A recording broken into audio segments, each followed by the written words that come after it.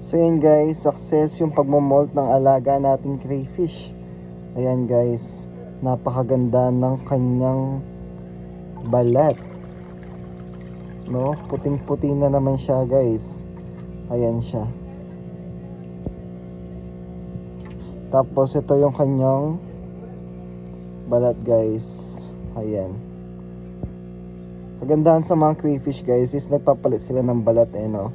So yung female natin na crayfish, kakainin niya tong balat na to para bumalik yung calcium sa katawan niya. Naiwan pa nga yung ulo no. So yan guys, balik na natin siya. Oops. Yun ganda, puting puti. Ayan, tapos ang lambot niya guys, ang lambot ng katawan niya. Ayan,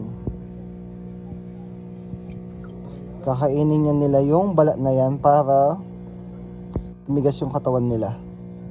So yun yung mga asawa niya, dalawa yung asawa niya, nag-iisa lang siyang babae guys.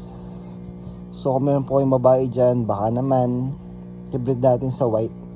Ayun so that's all guys, so bye.